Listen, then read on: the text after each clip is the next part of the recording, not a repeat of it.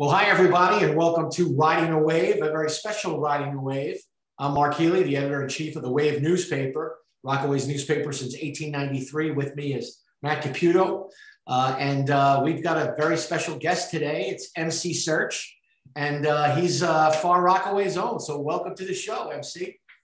It's such a pleasure to be here. I grew up reading the Wave. I grew up delivering the Wave. Wow. So it is really such an honor to be here with you guys. Well, I keep saying magazine, but what you've done with the newspaper is amazing. It's such a great magazine. Thank you. It means a lot. It means a lot. And that's, it's funny, Matt, when I told Matt that you had reached out, that you had wanted to talk to us because you had some stuff that you wanted to let us know about.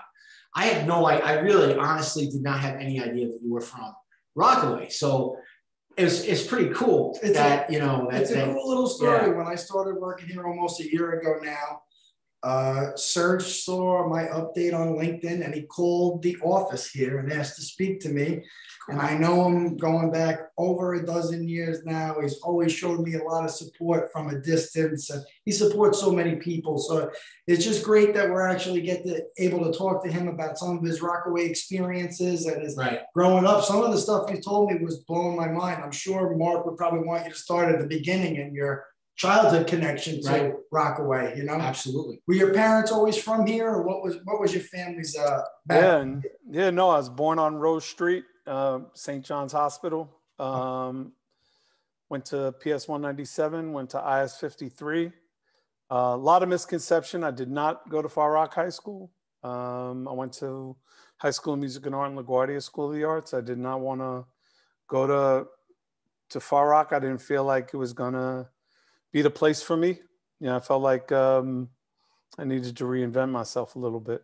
The time when I was coming up, I was going to Bayswater Jewish Center right there, and originally wanted to be a cantor or a rabbi, but my parents didn't have money for yeshiva, so I figured, you know what, I'll go to a music school, I'll learn how to train my voice, and then I could always figure it out. Then I had some crazy thing happened to me. My rabbi said some craziness to me that I was just like, you know what? I need to just not be a part of this whole organized religion thing right now.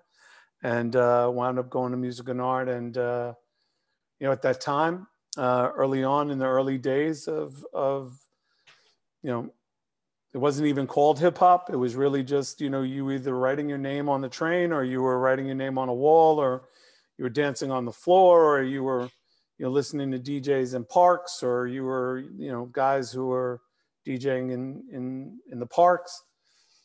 One of my favorite groups was this group from Brooklyn called the Kengo Crew.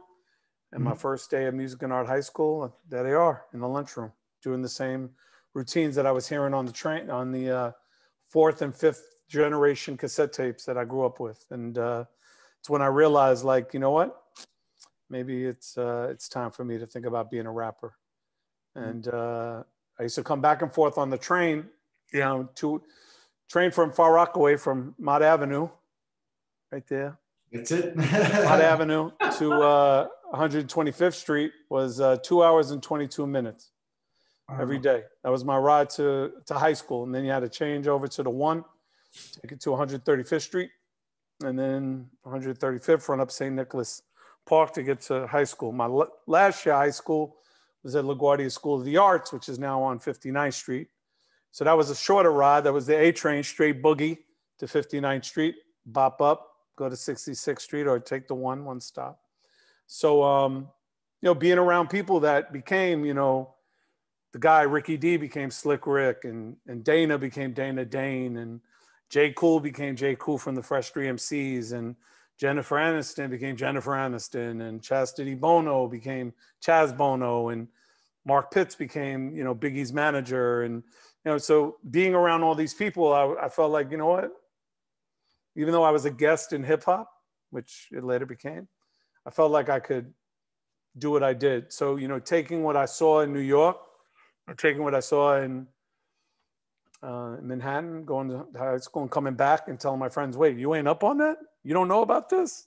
Kind of gave me an edge. And I love that. And I would always bring it back. I always brought everything back to Far Rockaway. One of my favorite stories that I could share with the Wave and the Wave crew here is I started to spend a lot of time in a club in New York called the Latin Quarter. I was there 5 nights a week.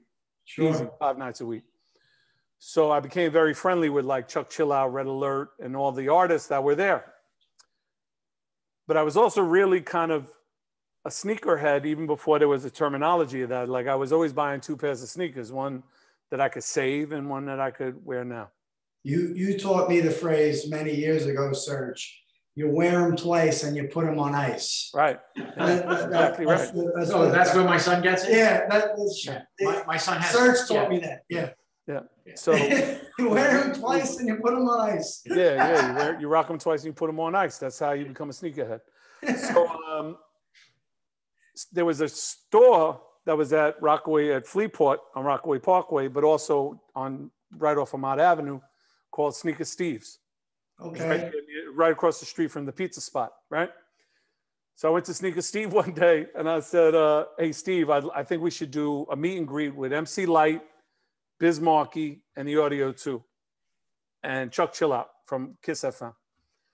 And he's like, what do I got to pay him? And I said, sneakers. And you got to give me some sneakers too. And he's like, what do I got to do? And I said, you just got to promote it on the radio. He's like, all right, I could do that. So my mother, may she rest in peace, was working for the 101st Precinct. And I'm like this 18-year-old, pisher. I don't know shit about nothing. And I go to the 101st Precinct. I go to the captain. I say, look, we're doing this event in 2 days. We're going to need police. We're going to need barricades out. We're going to need all of that. He's like, what do you think? We're rent a cops? Like, we'll pull it out the barricades, but I said, no, you don't understand. If you guys don't do this, there's going to be like 4,000 kids out there. Like, it's going to be a mess. Like, you really need to like hear me. And they were like, beat it. And I'm like, Mom. And she's like, beat it. And I'm like, you guys don't understand. Like, Mott Avenue is about to be a problem. And I got there in the morning, 8 o'clock in the morning, and there's barricades. And I'm like, what do I do with these? Like, I don't know what to do with these barricades for cocktails. What do I put them up? Like, two cops walk by. They're like, and they keep moving. I literally remember these cops walked by. They went, and they kept it moving. Chuck Chillout at midnight on Friday night said, hey, I'm going to be in Far Rockaway with MC Light, Audio 2. Meanwhile, MC Light had Light as a Rock. Audio 2 had Top Billin'. It's the biggest records in New York in 1988, right? So I made a mistake. There wasn't like 3,000 kids. There was 10,000. Oh my God. Wow. The plate and the cops didn't know what to do. The kids are trying to rip down the thing. Oh. I got Chuck Chillout in the back with MC Light. Then Steve's not opening the doors because there's no way to have people come through and sign autographs. And it's a mess. And the street's a mess. And I'm running to my car with my girlfriend at the time who lived in the buildings on Beach 22nd Street. I go to close the door to my car, and they're open. He's trying to like get at her, thinking she's MC Light. I wind up ripping my door open, right? Like, I go around the back to Sneaker Steve, and I remember all Chuck Chillout said to me was like, yo, when am I getting my sneakers? Where my sneakers are, you suckers? Right? And Steve had to take them to Fleetport and give them all sneakers. That was my first foray into like trying to do something for my neighborhood, give back to my neighborhood. It was a mess. But I mean, I always try to do something for Far Rockaway, whether I mentioned my neighborhood in all my records or just, always repped Far Rockaway to the fullest. Well, it like I said, when you reached out, and I think I remember I was listening to the radio. It was on WFAN, and they had they mentioned the gas face. I think it was Carton that mentioned it. So I tweeted at you, and I was like, hey, by the way, they're talking about you on FAN, and then you reached out. So that was cool. So You know, I think we're around the same age too, because I almost went to music and art because I got in, but then my mom, God rest her soul, she took me on the subway for the audition.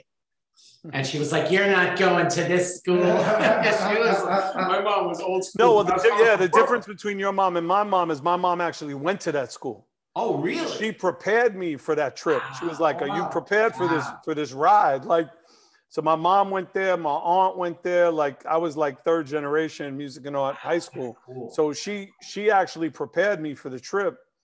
But I think when she went in, the 30s, 40s, and when I went in the 80s, it was two different Harlems. It was two different times. I remember this one time might have been like the first couple of weeks I was at school. I'm walking by this dude, and he had a lucite cane. I'll never forget this. He had a lucite cane, Kango tilt to the side. The Kango matched the color of the Wallabies. I'm like, this is the coolest mother. And as I'm thinking this, I feel whack. And he hit me in the face with the cane, right? So I'm gushing blood, everything. And he sits me down and he says, "Yo, if you don't point out your friend who got the most money from school, I'm gonna hit you again." So I'm like, oh God, like I'm crying. Like, I'm this little kid from far Rockaway. I've never been, put in this situation by some, gang member. And my man, this guy walks by who I just met. I think his name was Steven. He says, "Michael, you all right?" And the guy grabs him up. And he had diamond earrings in his ears. And he's like, "Yo, give me your earrings." Wow. And this dude looks at me, he goes, "You set me up." And I'm like, I'm gushing blood. How am I setting you up? I get home, my face is all crusted, like my eyes are blurry. I can barely see straight, even with the glasses. I walk into the house, I looked at my face was a mess. I go to my mother, and my mother goes, "So what did you do to deserve that?" Oh, jeez. And I'm like, all right, great. So now that's also when it was a pivotal. That's also when I realized like there was some things that I needed to like kind of figure out on my own a little bit. Like I wasn't going to get the soft shoulder at the house. Right. So it became a school of hard knocks in a lot of ways. So I didn't complain anymore. I just handled my business in the street. And that also kind of was a pivotal part of me also kind of maturing as a young man and making a lot of mistakes as well, Well, it's funny. People make fun of me sometimes because I'm always like, the journey, and people are like, enough with the journey. I want to get there. But really the journey is what shapes us, I have my, you have your experiences. I have mine. And Matt has his, we've all kind of worked in the same circles without even knowing each other at times. I lived in Hollywood for a while because I tried to be an actor and it just wasn't my scene. And I came back and I got into journalism. I know Matt's been in 1,000 different places too, Too many. But what it does is though, it really kind of shapes like that story that you just told, like shapes your whole rest of your life thing moving forward, like after you get smashed in the face like that, you kind of like other things don't seem as bad. Taking the train now all of a sudden is the least of your worries. You know what I'm saying? Right. I mean, I remember the very next day, like I was so paranoid about getting on the train. And it was so funny because I never got robbed again until my senior year, the last day of school. I was at Lefferts Boulevard, the train station at Lefferts. I had my school ring, my class ring. I just got it. Oh. And this dude sat next to me. And I go, and he looks at me, he goes, "Yo, run the ring." Wow. And I'm like, "Nah." And he pulled out a blade and he goes, "I will fucking cut your throat, run the ring." Wow. And I'm like, great. As soon as I took it off, before the train doors even closed, 2 cops popped in and bopped him. Nice. So they were following him. And they were like, "This yours?" And I'm like, "Yeah, it's mine." That's crazy. "Yeah, it's mine." And I had to put it back on. And that was the last time I ever had a problem. I mean, even when I would like go into like different neighborhoods and battle and, Brooklyn, Queens, Manhattan, the Bronx and battle, I never got robbed ever again on the train. No matter how late I was on the train, I'd be on the train by myself at 3 o'clock in the morning from leaving the Land Quarter. There'd be dudes of all types.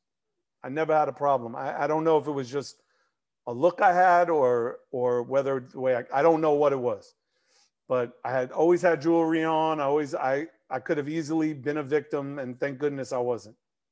Something that I wanted to ask you about was where was the formation of Third Base, and how did you guys, how did that process go? Were you guys already a group? Were you guys put together at some, I don't know. Were you guys already a group? Were you put together at some point? What leads up to the first album?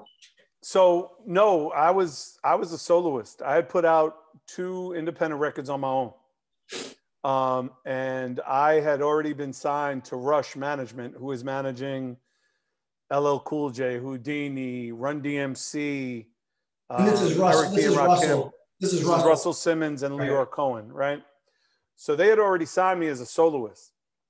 And I was working on my solo record with a producer who had worked on Mantronics and Jocelyn Sims and, you know, just a very well-known BC Boys named Sam Sever. So me and Sam were working on my solo record. And I was just finishing the record for a label that was interested in me called A&M. And the guy from A&M, the president of A&M, was flying in from LA to meet me the next day. And the next day being the day that I got a call from Sam saying, hey, I just got a call. There's some dude who was stuck in the studio. And his boys left him in the studio. He was a Chung King. And you really should hear him. Because, and it's so funny, and I can say this honestly, like, I wasn't really happy with the demos I was making. Like, they weren't sitting right. Like, they weren't great.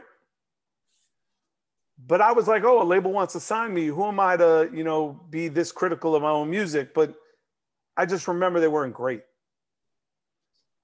I don't even remember what they sound like. That's probably how terrible they were. But Sam says, hey, you need to come to my house. He had a house on Canal Street. So I go to his apartment and he starts playing me these songs, and my old partner was there. And as soon as I heard them, I was like, oh, this is what was missing. And different lyrics started coming to my head, and the way I wanted to hear myself everything just sounded completely different. And I got told, like, this dude that my ex-partner was also signed to Rush. And why compete? Why be 2 white rappers competing against each other, form a group? So the next day we're in Chung King Studios, and this guy, Steve Rabowski, comes in. He comes to meet me. And I say, yeah, I'm not a soloist anymore. I got this group. We're called 3 the Hard Way.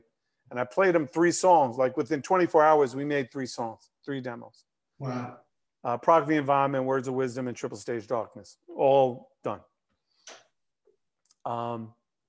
And he heard them, and he nodded his head a little bit. He's like, yeah, I'm not really sure about the group thing, but, you know, we'll talk. We'll get back to you. So I was like, cool. And then I get a call maybe half an hour later that Leora and Russell kicked me out of the studio, that he passed on my deal, and that they're not paying for my studio time anymore. And, you know, you're fired, and we're not representing you anymore, and da-da-da-da-da, this and that. And Leora called my mother, may she rest in peace. And she called me and said, well, can't the guy be like your hype man, kind of like Flavor Flav and Chuck D? This is how cool my mom was at the time. You know, Chuck D has, you know, it's Chuck D, but, you know, he has his little hype man. Like, maybe your ex-guy, whoever this is, he can be your hype man. I said, no, Mom, it's, you know, we're a group. But it turned out that was a lie. They lied to me, that my old partner was never signed to Rush. It was never even, no one even. So they lied to me in order for me to kind of put the group together, which wound up being apropos, because everything that happened, no matter, and I say this all the time, like, I would not have been the success I was without third base. Like we would not be sitting here. I would never have done Product of the Environment and bigged up Far Rockaway and had the career I had if it wasn't for, you know, us coming together. However, the demise of the group happened the way it was happened because my old partner is a piece of shit human being. So that is kind of just, you know, I learned later in life because I've been able to look at it now, reflectively now more than ever, and say that I was making very mature decisions as a child. I was a 23-year-old child making grown-up decisions without a fully formed brain, right? And if I had a fully formed brain, I probably would have made different decisions, including figuring out how to keep the group together and how to make things different and, you know, not feeling like everything had to be so meshed together. Like when we did KMD, which, you know, my man MF Doom, may rest in peace, and my crew from Long Beach, I didn't have to include my boys just because we were partners in music. Like I should have done that on my own. Like I did Nas, like I did OC. Like I should have done all that stuff on my own, but I didn't. I felt like an obligation, like, oh, you're my man. I'm gonna bring you including in the, and then, you know, he jerked me on that, you know, and then he jerked me on other things. And then, because he's a piece of shit human being, you know, and that's just what it is. But what I learned later is money only magnifies who you truly are. Right. And that was something that I also didn't realize until much later in life as well. You know, so all the things that my ex-partner has gone through in life, he's gone through in life because that's truly who he is. I have had a different path and a different experience in life because I am who I am. Good and bad. I wanted to ask you something though. Actually, through the years, I wanted to ask you something because I noticed that a lot of guys who released albums, a lot of artists who released albums in that initial era of hip hop, you didn't really end up having a lot of solo albums. I know later on, Pete was even signed to Def Jam and he never released another, really later on, into the late 90s, didn't release a lot of music. But you stayed so relevant by being involved with Nas and being involved with, people don't even know you were involved with NonFiction. How did those relationships get formed? You know what I mean? Yeah, you know what? It really, the formation of NonFiction was really amazing and a lot of fun and something I really love that. So DJ Eclipse, myself and DJ Riz were touring as a group, meaning I was the MC, it was MC Serch. So on my solo project, it was Riz and Eclipse.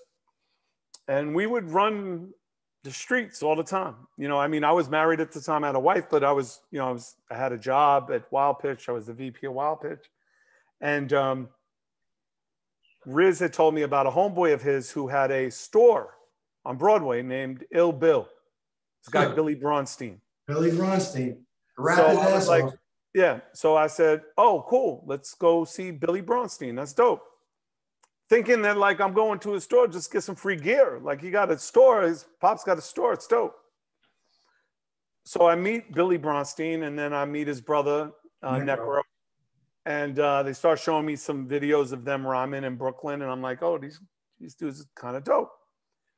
So my deal with Wild Pitch had just ended. They decided to fold the company and I had an option to either get a check every 2 weeks for 2 years or a buyout.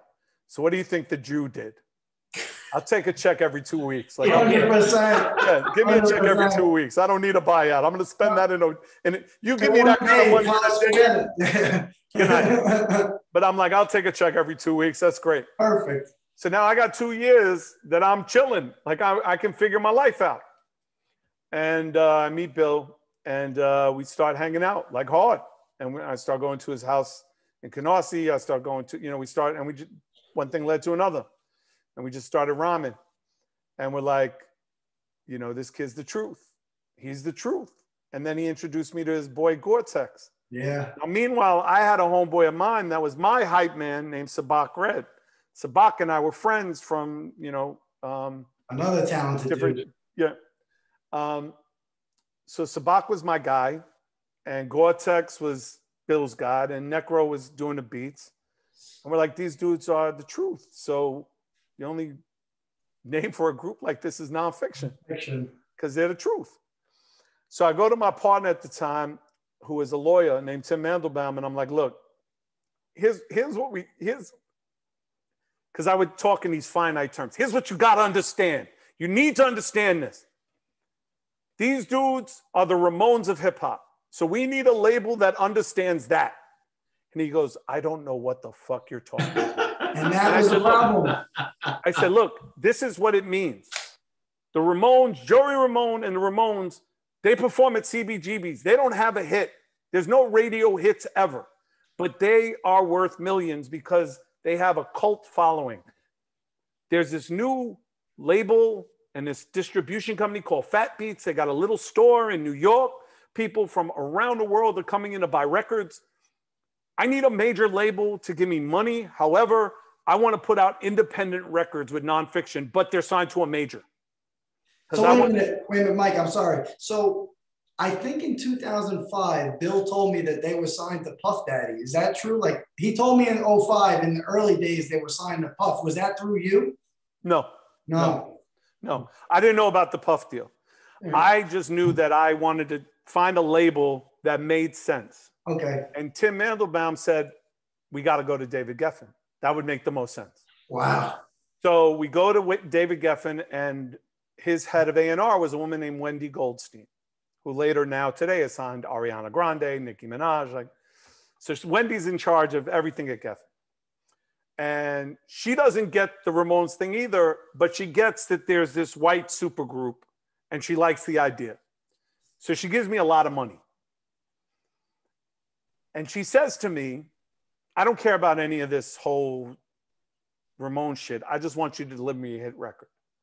But in the back of my mind, I'm like, okay, I'm going to pacify you, but I'm going to do what I want to do because I know how to deliver you a hit record, which is you got to let me run the street first. So I took half the money and we built a studio in Brooklyn. We went to this dingy little spot. I said, how much is this place a month? He said, $450. I said, great. I want it for 3 years. I'll pay you cash up front now. Wow. We gutted the place. We soundproofed the place. We made the bathroom the mic room. We made the back bedroom the recording studio, and we built a studio. Wow. And for 6 months, we sat there and did nothing but smoke weed and watch TV. Right? And then all of a sudden we get a call. Like, how could this business go bad? But then we came up with an idea of a record called 4Ws, right? So we wanted to do this record, 4Ws. There was a very hot rapper named DV alias Christ in New York. So we're like, oh, we got to get Christ on the record. We get Christ on the record, and we put our first record out on Searchlight through Fat Beats. We did 10,000 units right off the bat. Now we're doing our second record, and then we're going to put out another group called the Arsonists. So everything's rolling. Then all of a sudden I get a call from Wendy Goldstein who says, I need a record. And I get scared. I'm scared. And I go to the guys and I go, we got to deliver a record tomorrow. They're like, what the fuck are you talking about? And I'm like, oh, you don't understand, but I'll explain later. Now, meanwhile, the other thing that very few people know is I'm bopping back and forth between Far Rockaway, my parents are living in Rockaway, so I'm going back to Far Rockaway. I'm doing things with, Far Rock Public Library. I'm doing things with my parents and working with them on stuff on 116th Street and Far Rockaway Coalition and all that stuff. And I got a newborn and I got another one on the way. So I'm trying to balance my life, but still be in a group. And another thing you learn later in life is you can only serve one master, right? So for me, I was juggling way too much. I didn't have enough help, and things started to just slip through the cracks. And we delivered a record to Geffen that they weren't happy with. And then Bill finds out that we're releasing these records independently, and he feels like I'm not being completely transparent with what's going on. And I've now taken a job at Def Jam to run their CHR department, figuring, oh, if I'm working at Def Jam, I can now get NonFiction records on the radio too, right? I've got it all figured out. I'm a master of none, but I got everything, right? And I walk into Geffen, and I sit down, and there's the group, and there's Wendy, and she's like, "What is this?" And she shows me the single, and I said, "I told you they're the Ramones, and I don't give a fuck about that." And Bill's like, "Yo, where's the money from these records?" I'm like, "I don't even know. I haven't seen any money from any records. What are you talking about?" And she said, "We want all the money back. Whatever you have left in your till, give it back." And I said, "Okay."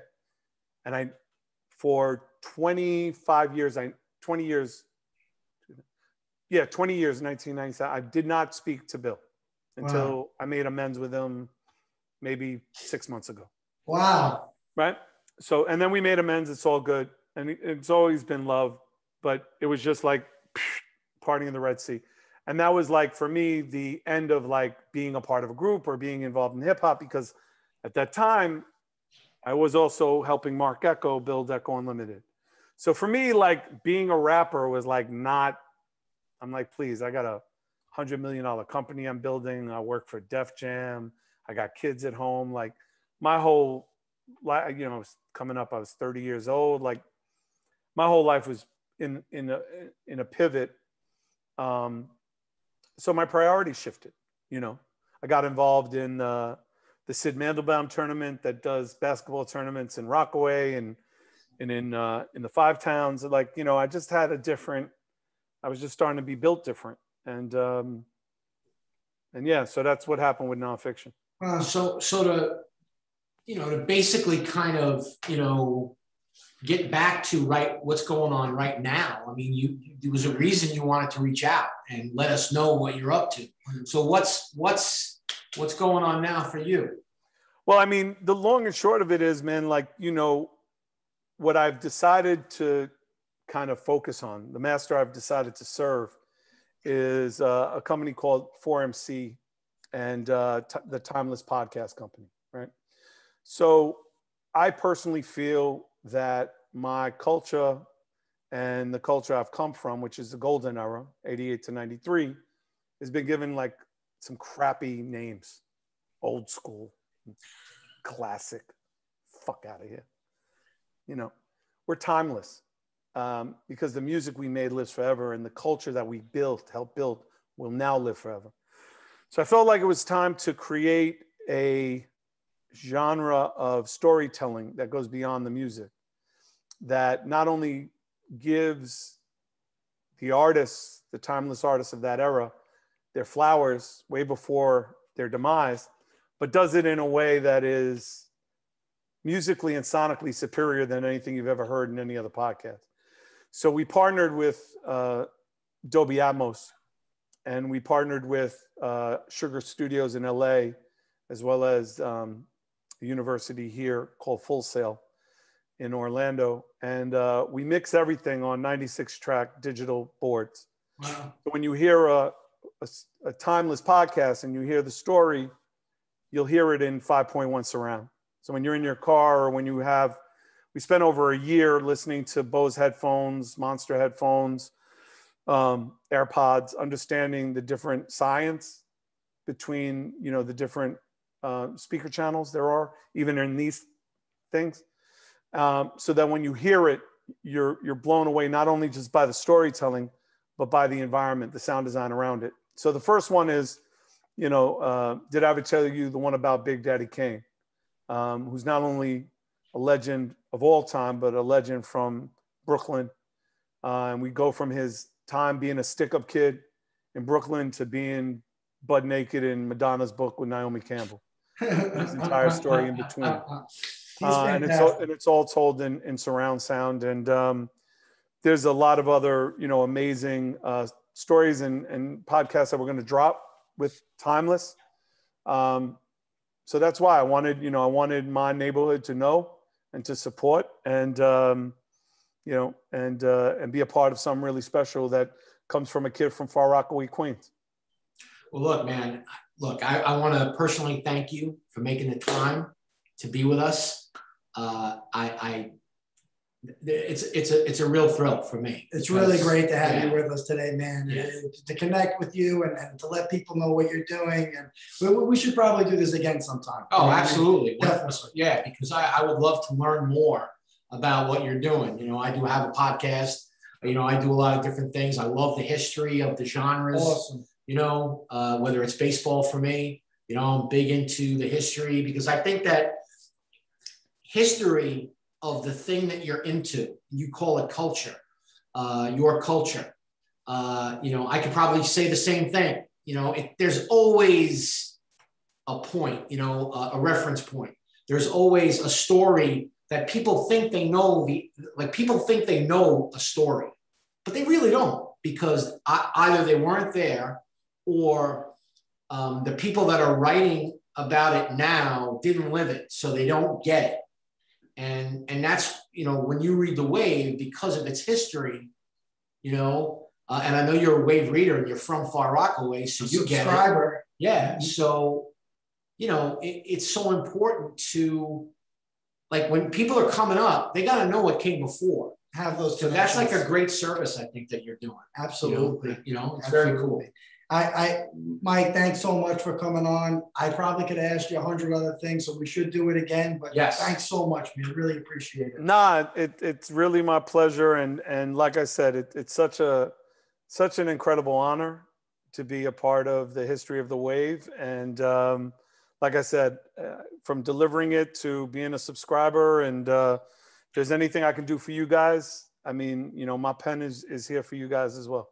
Awesome. Come visit us, please. It's too bad I'm a rapper. Yeah, yo, Hale's kid. I do Elvis. Elvis, that's my shit. He's got a lot of talent, so you know.